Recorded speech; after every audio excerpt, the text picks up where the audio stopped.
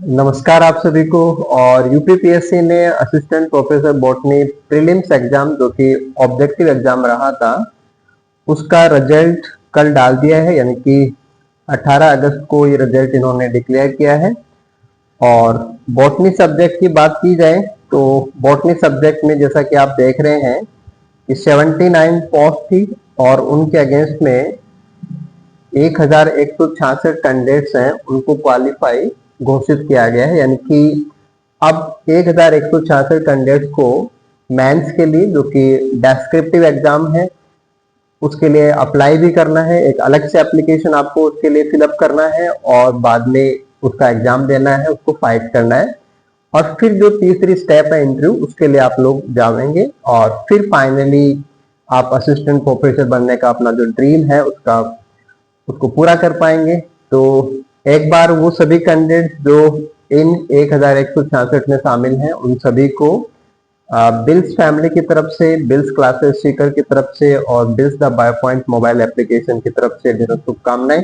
और बॉटनी की फील्ड में और असिस्टेंट प्रोफेसर के लिए आपको एक लेवल तक पहुंचना है। आप चाहते हैं कि एग्जैक्टली ये पोस्ट आपको मिल ही जाए और आप यहाँ जाके अपना जो एकेडमिक्स हैं, जो रिसर्च हैं, उसको लाइफ लॉन्ग आप इंजॉय कर सकें और उसको ग्रो कर सकें। तो आप सभी को हमारी तरफ से ढेरों शुभकामनाएं। और अब एक छोटा सा डिस्कशन कि आगे जो आपका डेस्क्रिप्टिव एग्जाम है उसमें क्या होना है और उसके सिलेबस को आप कैसे समझेंगे।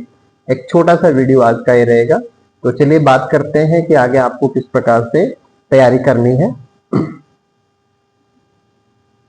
तो जो एग्जाम का जो नोटिफिकेशन था, उस नोटिफिकेशन में आपने उसको अच्छे से देखा होगा। वहीं पे अपेंडिक्स 2 दिया हुआ है और अपेंडिक्स सेकंड के अंदर ये पूरा स्कीम था, ये बताया हुआ था कि जो प्रीलिम्स अभी आपका कंप्लीट हो गया वो ऑब्जेक्टिव प्रकार का था, लेकिन अब जो मेन एग्जाम होगी वो परंपरागत यानी कि डेस्क्रिप्टिव प्रकार की है।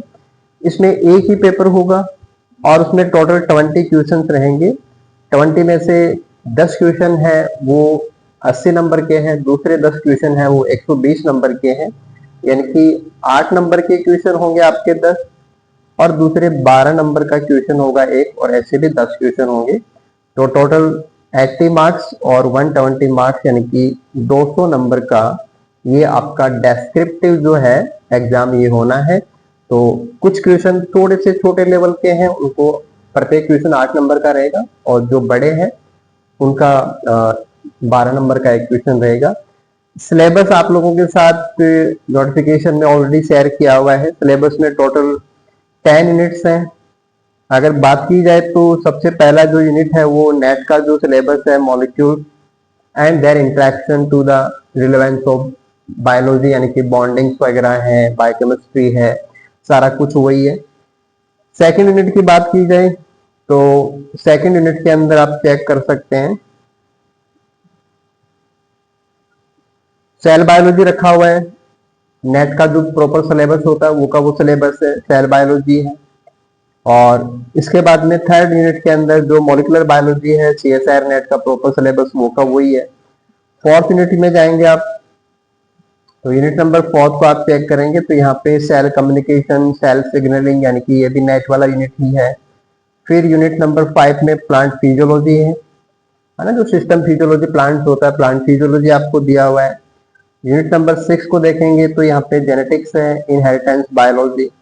और इसी प्रकार से आप आगे बढ़ेंगे यूनिट नंबर 7, वहाँ पे डाइवर्सिटी का सेक्शन है पूरा का पूरा, जिसमें आपके जो टिश्यू, ऑर्गन डाइवर्सिटी, ये सब सेक्शन है, ये रह जाएगा।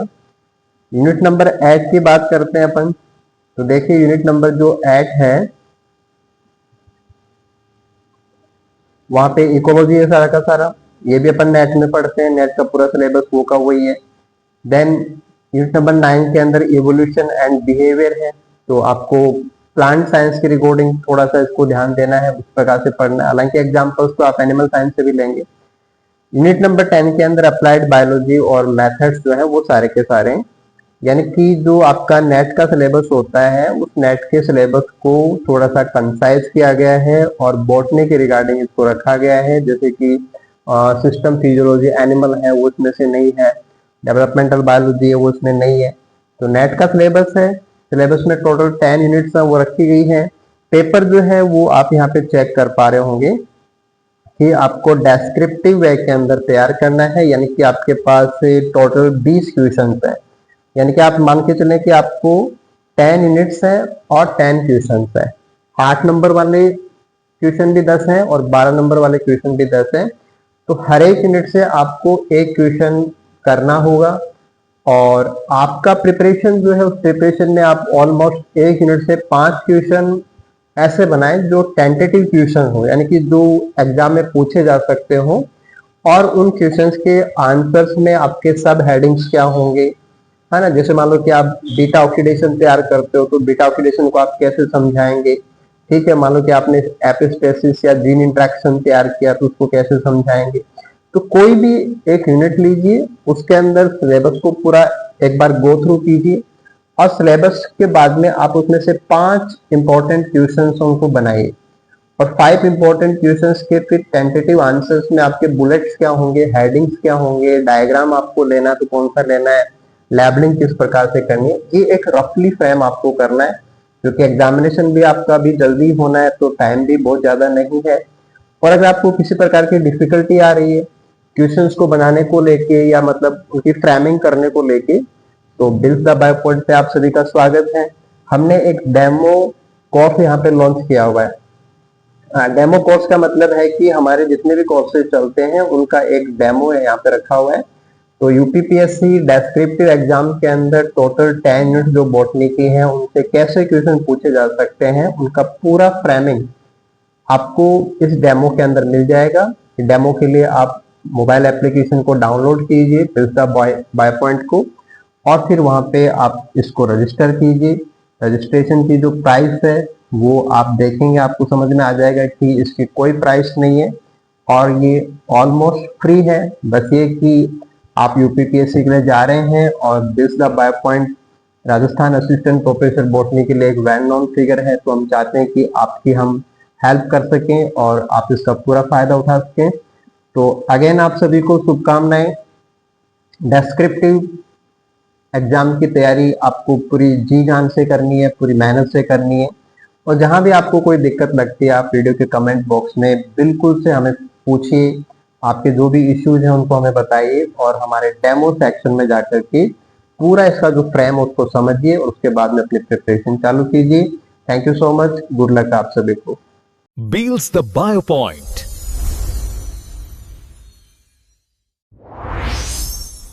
Builds the BioPoint.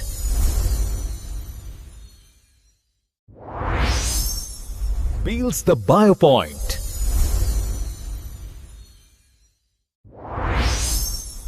Builds the BioPoint.